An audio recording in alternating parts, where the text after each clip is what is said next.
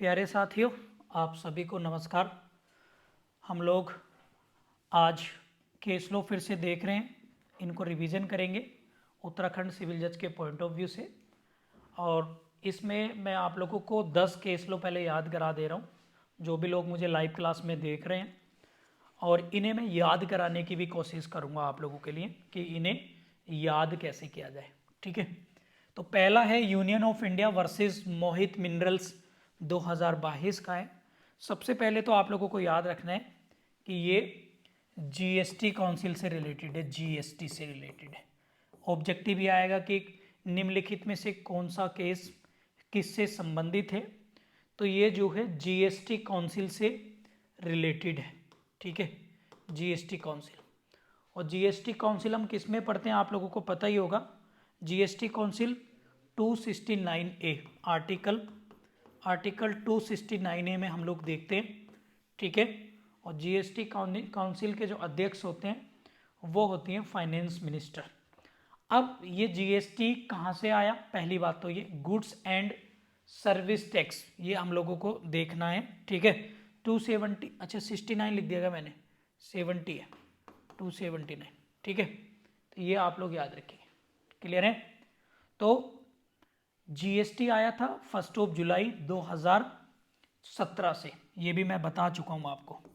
1 जुलाई 2017 को ये लागू किया गया था और एक प्रकार का इनडायरेक्ट कर है, ये आप लोगों को याद रख लेगा। ठीक है, इसके साथ साथ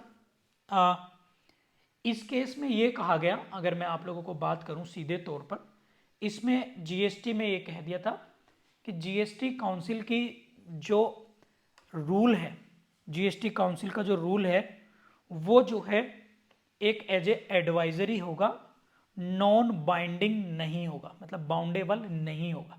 ठीक है, ये आप लोगों को इसमें याद रखना है, पहली बात तो ये। अब इसको याद कैसे करें, देखो एक इसमें शब्द आ रहा है मिनरल्स। अब मिनरल्स मतलब खनिज होते हैं, जो प्रोडक्ट होते हैं हमारे मिनरल्स, इन पे तो जीएसटी लगेगा। तो बस आप लोग इसको याद कर लेना इस तरीके से, मिनरल्स जो प्रोडक्शन होते हैं मिनरल्स का, उस पर जीएसटी लगेगा। तो जीएसटी से रिलेटेड ये केस है। बात क्लियर होगी प्यारे साथियों, किसी को कोई दिक्कत तो नहीं, जल्दी बता दो मुझे फटाफट से। चलिए, क्लियर है, चलिए आगे बढ़ते हैं। नेक्स्ट है, नेक्स्ट केस लो है आप लोगों का एशत सिफा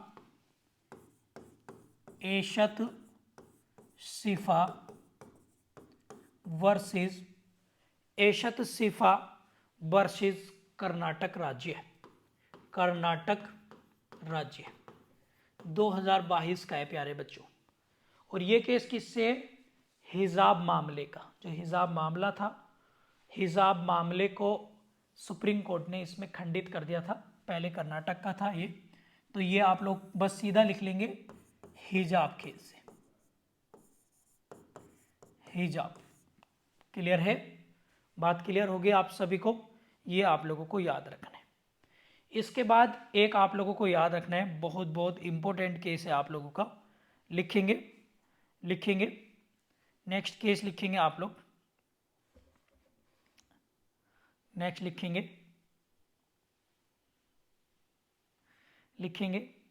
सीबीआई बनाम नेक्स्ट केस है CBI versus T Gangi Reddy,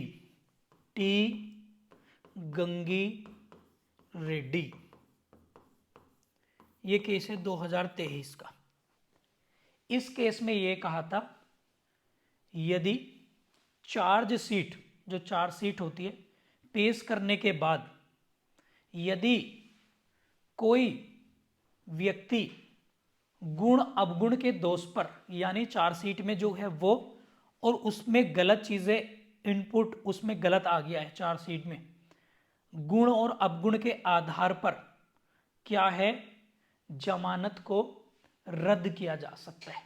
तो ये केस किससे रिलेटेड है, चार्जशीट से, ये आप लोगों को याद रखना है, किससे रिलेटेड है, चार्जशीट से। यानी इसने कह दिया कि चार्जशीट के जो भी पैरामीटर्स हैं उनमें कुछ गड़बड़ है तो भैया उस आधार पर भी जमानत को रद्द किया जा सकता है। ये भी आप लोगों को याद रखना है। क्लियर है? क्लियर है? आगे बढ़ते हैं। अब नेक्स्ट है ए बनाम, नेक्स्ट केस है ए वर्सेस उत्तर प्रदेश राज्य, यूपी स्टेट। एक केस ये है 2023 का, ये भी इसको हम लोग देख लेते हैं एक बार। इस केस में कहा गया कि लिख लेंगे दहेज के लिए, पहली बात तो किससे रिलेटेड है? दहेज की मांग के लिए। हम डोबरी एक्ट का सेक्शन 4 कह सकते हैं आप लोग। दहेज मांगने के लिए आपराधिक कार्यवाही केवल इसलिए रद्द नहीं की जा सकती कि तलाक की याचिका, जो तलाक है उसकी याचिका अभी लंबित है।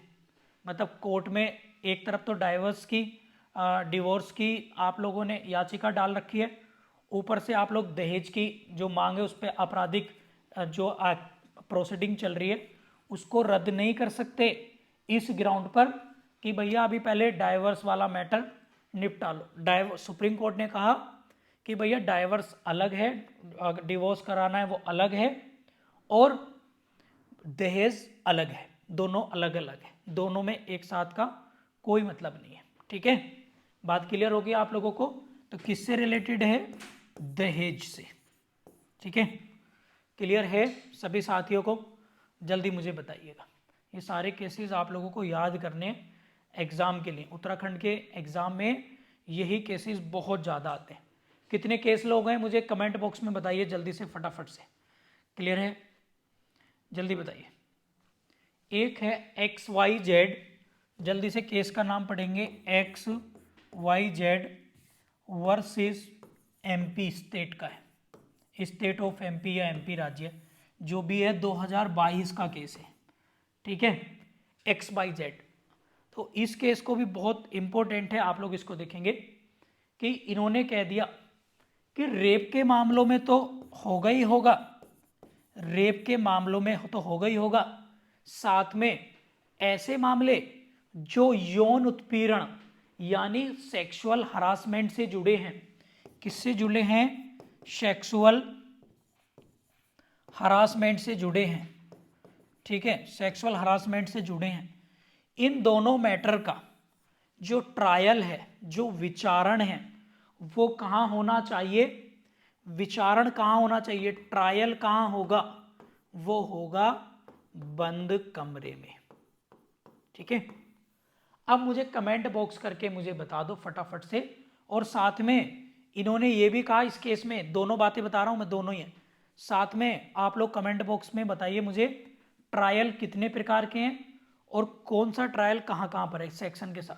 और साथ में ये कह दिया इन सबके बंद कमरे के साथ ये कैमरे के सामने भी होनी चाहिए, कैमरे के सामने होनी चाहिए।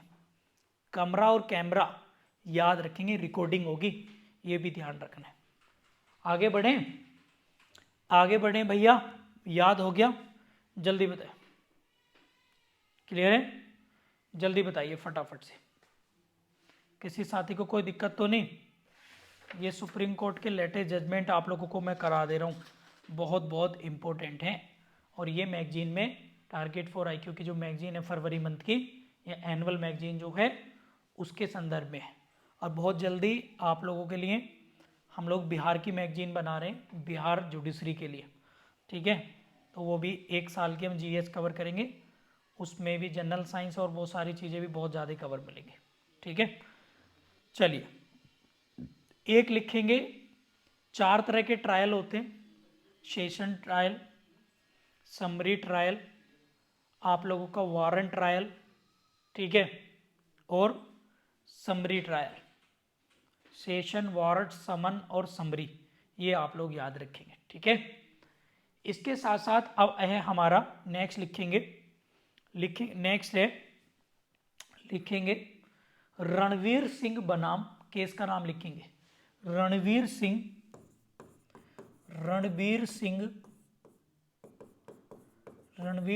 वर्सेस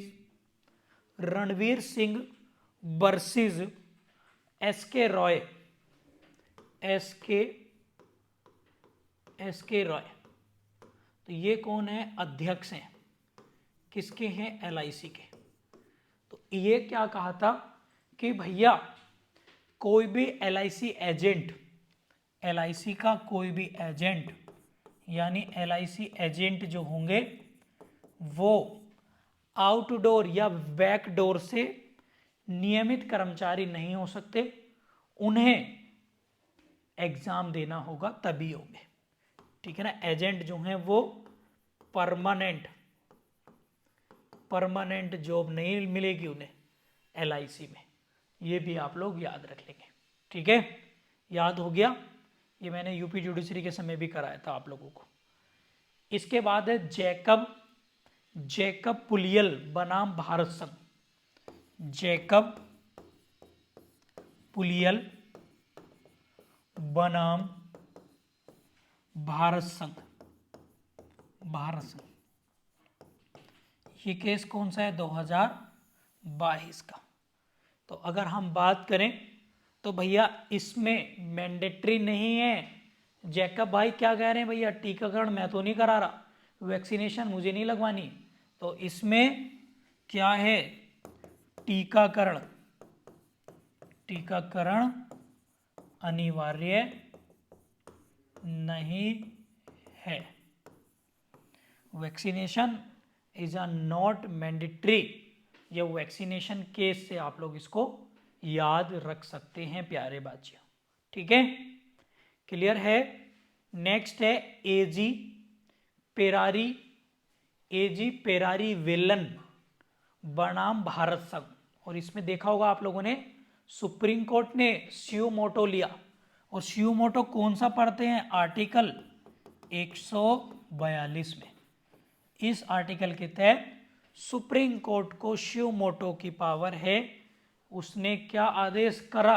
आप लोगों ने देखा होगा, जो राजीव गांधी हत्याकांड था उससे जुड़ा यह मैटर है, जो उसके हत्यारे थे उन सबको रिहा कर दिया सुप्रीम कोर्ट ने, ठीक है।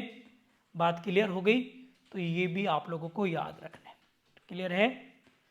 एक केस है होटल प्रिया वर्सेस बनाम भारत संघ वर्सेस महाराष्ट्र राज्य। होटल प्रिया वर्सेस महाराष्ट्र स्टेट। इस केस में ये कह दिया था कि भैया ऑर्केस्ट्रा, जो गाने बजाने वाला सिस्टम होते हैं ना, म्यूजिशियन होते हैं,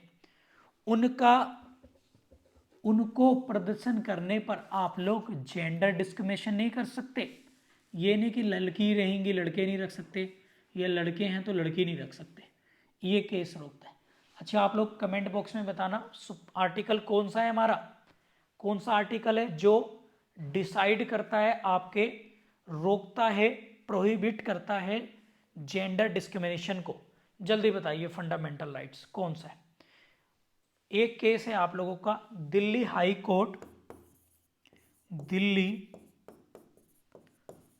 कोर्ट वर्सेस देवीना, ठीक है। तो देवीना जी का केस था, आप लोग याद रखेंगे, देवीना शर्मा है, 2022 का केस है ये भी।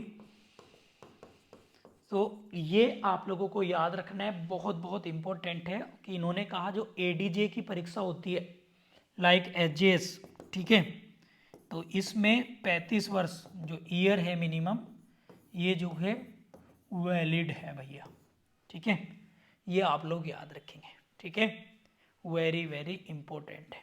बात क्लियर हो गई? कितने केस लो हो गए हमारे इस क्लास में? जल्दी से मुझे प्यारे बच्चों बता दो, फटाफट से सारे बच्चे जल्दी से जल्दी मुझे बता दीजिएगा।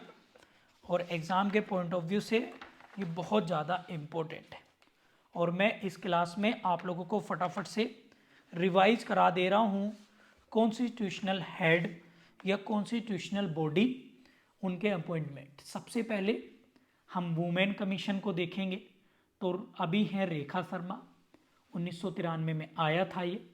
और अगर हम बात करें वुमेन कमीशन के बाद, तो वो है OBC कमीशन, जो कॉन्स्टिट्यूशन अमेंडमेंट 102 के तहत आया था, आर्टिकल 300 38 क्लोज बी में।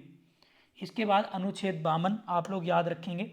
अनुच्छेद 52 द्रौपदी मुर्मू, आर्टिकल 52 आप लोग याद रखेंगे। राष्ट्रपति से रिलेटेड कौन कौन से आर्टिकल हैं? 108 में ज्वाइंट पार्लियामेंट्री सेशन बुलाता है। 123 में ऑर्डिनेंस कराता है। 143 143 में सुप्रीम कोर्ट से एडवाइस लेगा राष्ट्रपति। 72 में पार्डन पावर है। 352 से 360 तक इमरजेंसी पावर है। देश का प्रमुख होता है। ठीक है, ये आप लोगों को याद रखना है। साथ में याद रखेंगे, वेरी वेरी इंपॉर्टेंट है। राजीव गांधी केस का नाम था पेरारी विलन। ठीक है। उपराष्ट्रपति हमारे कौन है? वाइस प्रेसिडेंट जगदीप धनखड़, 63 में आर्टिकल में 14वें नंबर के हैं, राजस्थान के झुंझुनू डिस्ट्रिक्ट से। प्रधानमंत्री 75वें आर्टिकल में, 75 आर्टिकल में 15वें नंबर के हैं। सुप्रीम कोर्ट के जज जो हैं इस टाइम धनंजय यशवंत चंद्रचूड़ हैं, 50वें नंबर के। ठीक है, ये आप लोगों को याद रखना है एग्जाम के पॉइंट ऑफ व्यू से। ठीक है। और अटॉर्नी जनरल ऑफ इंडिया कौन है हमारे? भारत सरकार का वकील आर वेंकट रमणी, कौन से नंबर के हैं? 16वें नंबर के, 16th नंबर के। सॉलिसिटर जनरल ऑफ इंडिया कौन है? तुषार मेहता। इलेक्शन कमिश्नर कौन है? राजीव कुमार है। ठीक है। नीति आयोग के अध्यक्ष प्रधानमंत्री होते हैं, ये भी आप लोगों को याद रखना है। और मैंने बताया था आप लोगों को इसरो के चेयरमैन कौन है? इसरो के चेयरमैन कौन है भैया? एस सोमनाथ। ये आप लोगों को याद रखना है। हमारे वायुसेना अध्यक्ष कौन है? V R Chaudhari. थल सेना आर्मी चीफ कौन है? पांडे जी, मनोज पांडे। आर हरि कौन है? नौसेना अध्यक्ष। ये आप लोगों को प्यारे साथियों याद रखना है। एनजीटी कब बना? नेशनल ग्रीन ट्रिब्यूनल 2010 में। कहाँ से लिया गया कॉन्सेप्ट? ऑस्ट्रेलिया से। अध्यक्ष कौन है अभी? आदर्श कुमार गोयल। ठीक है। बाल संरक्षण आयोग, चाइल्ड प्रोटेक्शन कमीशन, तो ये कौन सा है? इसके अध्यक्ष कौन है? प्रियांक कानूनगो है।